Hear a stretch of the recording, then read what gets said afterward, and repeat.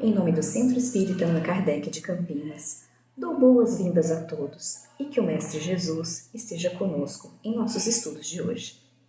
Antes de começarmos, gostaria de convidar a todos que nos assistem para uma prece inicial. Querido Mestre Jesus, pedimos as suas bênçãos e a sua proteção em nossos estudos de hoje, que possamos assimilar e colocar em nossa prática diária os seus ensinamentos, de forma a nos tornarmos pessoas a cada dia melhores. Permaneça conosco, hoje e sempre. Graças a Deus. Uma pesquisa realizada pelo renomado MIT dos Estados Unidos concluiu o seguinte: notícias falsas, as chamadas fake news, espalham-se pelas redes sociais de forma rápida, mais fácil e mais ampla do que as notícias reais. E o motor da mentira são as pessoas que, levadas por sentimentos de surpresa, repulso ou medo, compartilham essas fake news de forma abundante. Como consequência, acaba por restabelecer-se na sociedade um ambiente de crescente desconfiança, insegurança e medo, onde se proliferam os conflitos, a intolerância em todas as suas formas e com tantas consequências lamentáveis para a vida social, especialmente agravadas nos momentos de crise. Abalam-se assim as relações entre os indivíduos, que passam muitas vezes a enxergar seu semelhante como um inimigo em potencial. Diante desse cenário e dos momentos pelos quais a civilização terrestre passa atualmente, é quase inevitável a associação com uma das falas de Jesus em seu conhecido sermão profético, em que o Mestre, desvelando os séculos futuros, nos revelava algumas das características do processo de transição planetária, agora em curso na Terra. E surgirão muitos falsos profetas e enganarão a muitos, e por se multiplicar a iniquidade, o amor de muitos esfriará. E quantos não têm sido os falsos profetas, que se aproveitam do anonimato que os recursos tecnológicos lhe proporcionam para semear a falsidade, buscando atender os seus interesses mesquinhos, muitas vezes até criminosos, em detrimento da ética, da paz, da ordem, da harmonia social? Quantas calúnias, difamações, maledicências, sempre tão prejudiciais, não têm tido aí a sua origem? Por outro lado, quantos não têm sido aqueles que, invigilantes e imprudentes, têm contribuído para que essa problemática se amplie, divulgando e compartilhando conteúdos falsos e duvidosos em suas mídias, redes sociais? E pior ainda, quantos desses não pertencem às fileiras espíritas e cristãs? E nós? Será que já fizemos ou estamos praticando isso? Nós vimos em todos os movimentos religiosos, incluindo o espírita, pessoas que desvirtuam a finalidade da religião, esquecendo-se de que as religiões são meios para tornar os homens melhores, solidários, fraternos, capazes de vivenciar o amor a Deus e a todos. Hoje nós daremos continuidade ao estudo do capítulo 21 do Evangelho segundo o Espiritismo, que se intitula Haverá falsos cristos e falsos profetas. Mas primeiramente, o que é um profeta? É comum entendermos como profeta aquela pessoa que tem o dom de adivinhar o futuro, tanto que de certa forma as palavras profecia e predição se tornaram sinônimas. E era assim mesmo que os judeus entendiam no tempo de Jesus, como palavras sinônimas, porque efetivamente deu-se o caso de haver profetas que tiveram a presciência do futuro, quer por intuição, quer por providencial revelação com a finalidade de transmitirem avisos aos homens. E por terem se realizado, terem se concretizado esses acontecimentos preditos, esse dom de predizer o futuro passou a ser considerado como um dos atributos da qualidade de um profeta. No entanto, no sentido evangélico, profeta tem um significado muito mais amplo. Profeta é todo enviado de Deus que tem a missão de instruir os homens e de lhes revelar as coisas ocultas e os mistérios da vida espiritual. E esses missionários de Deus, os verdadeiros profetas, desempenham a missão a que foram chamados pela força interior que possuem, pelo poder oculto que os inspira, que os impulsiona. Numa palavra, os verdadeiros profetas se revelam por seus atos, assim como a boa árvore é conhecida pelos bons frutos que produz. No Evangelho segundo o Espiritismo, o Espírito Luiz, em Bordeaux, em 1861, nos orienta nesse reconhecimento dos bons e dos maus profetas. Ele diz assim: são as obras que deveis examinar.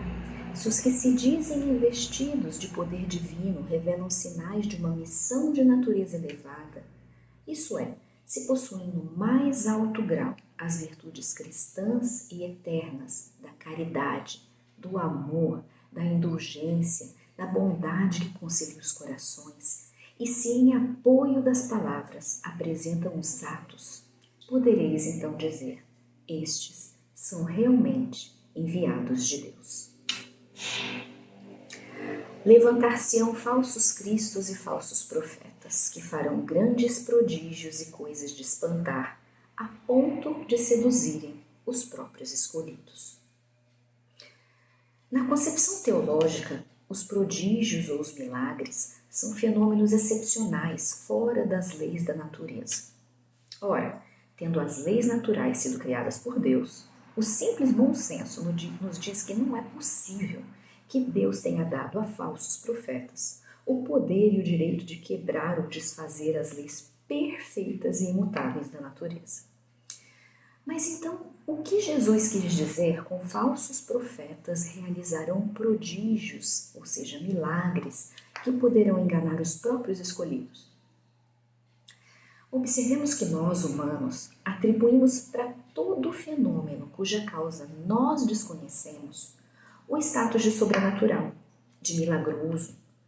Porém, uma vez conhecida a causa, reconhece-se que o fenômeno, por muito extraordinário que pareça, não é nada mais do que a aplicação de uma lei da natureza. Foi assim com o fogo, com as estrelas cadentes, com o eclipse, com o magnetismo e com tantos outros fenômenos naturais que, quando não eram compreendidos à sua época, eram vistos como coisas espetaculares. Assim, a lista daquilo que chamamos sobrenaturais tende a diminuir à medida que a ciência avança e desvenda os mistérios que regem as leis do universo. Porém, em todos os tempos, houve homens que exploraram em proveito de suas ambições, de seus interesses e do seu anseio de dominação, certos conhecimentos ou até certas faculdades orgânicas que possuíam, a fim de alcançarem prestígio ou se fazerem passar por seres em missão divina. Já na época de Moisés, os charlatães e os exaltados abusavam do dom de profecia, exploravam. Eram os falsos cristos e falsos profetas que abusavam da fé simples e quase cega do povo, fazendo predições, leitura de mãos, tudo por dinheiro. Muito generalizada se achava essa espécie de fraude, essa espécie de prática entre a nação judia, e é fácil de compreender que o pobre povo da época, em sua ignorância, não tinha nenhuma possibilidade de distinguir os bons dos maus, sendo sempre mais ou menos ludibriados pelos falsos profetas, que não passavam de impostores e muitas vezes fanáticos religiosos. Eles diziam muitas vezes que suas predições advinham de sonhos divinos, que era um dos meios que eles empregavam para explorar a confiança do povo. E a multidão, sempre crédula, não pensava em lhes contestar a veracidade desses sonhos ou dessas visões.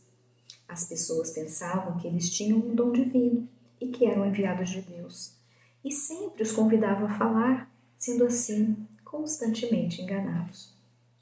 Esses falsos profetas eram muitos no início dos tempos, mas à medida que o conhecimento geral da humanidade foi se ampliando, estaremos mais aptos a diferenciar os bons dos maus, o falso do verdadeiro. João Apóstolo nos deixou a seguinte mensagem: não acrediteis em todo espírito, experimentai se os espíritos são de Deus, porque entre os invisíveis também há os que se comprazem em iludir, se lhes depara a ocasião. Os iludidos são, está-se a ver, os médiuns desprecavidos. Aí se encontra, e fora de toda dúvida, um dos maiores escolhos em que muitos funestamente esbarram, principalmente se são novatos no espiritismo. E lhes é isso uma prova de que só com muita prudência podem triunfar. Aprendei, pois, antes de tudo, a distinguir os bons e os maus espíritos, para que por vossa vez não vos torneis falsos profetas. João Apóstolo traz uma mensagem para os médiuns. Vamos esclarecer aqui que os fenômenos espíritas mediúnicos, os fenômenos espíritas de comunicação e intercâmbio espiritual, também nada têm a ver com milagres. Do mesmo modo que a física, a química, a astronomia revelaram as leis do mundo material, o Espiritismo nos ensina que também há leis naturais que regem as relações do mundo corpóreo, do mundo material, com o mundo espiritual. Nada havendo de mágico ou de místico no intercâmbio com os espíritos desencarnados. O Espiritismo nos revela também que, do mesmo jeito que há falsos cristos e falsos profetas entre nós encarnados, há também os que se encontram entre os desencarnados. Estes são os espíritos enganadores, hipócritas, orgulhosos, chamados pseudo-sábios, que muitas vezes se fazem passar por figuras ilustres do passado, como São Francisco de Assis e até o próprio Jesus, para transmitirem falsas mensagens aos médiuns, contendo as ideias mais absurdas. E a maneira mais eficaz para distinguirmos os maus e os bons espíritos é aplicando as palavras de Jesus. É pelo fruto que se reconhece a qualidade de uma árvore, pois uma árvore boa não pode produzir maus frutos, e uma árvore má não os pode produzir bons. Ou seja, nós conseguimos julgar os espíritos pela qualidade de suas obras, de sua moral, se durante as comunicações eles revelam sinais de uma missão de natureza elevada, se demonstram no mais alto grau as virtudes cristãs da caridade, do amor, da bondade, se transmitem mensagens que conciliam os corações, ao invés de palavras que afastam, separam, caluniam. Assim como as árvores, nós também temos uma natureza íntima que fala por nós, por meio de nossos frutos, que são nossos pensamentos, atitudes, ações no mundo em que vivemos. Se nossas ações são más, se ao invés de promovermos o bem, geramos desavenças, se trazemos o coração carregado de ódio, de vingança, somos como as árvores que não são plantadas por Deus, que fatalmente serão cortadas. Ou seja, a pessoa má precisará se esforçar, precisará de nova experiência para se purificar, para se transformar para melhor. Sua caminhada será mais árdua, será mais longa do que aquela que optou pelo caminho do bem.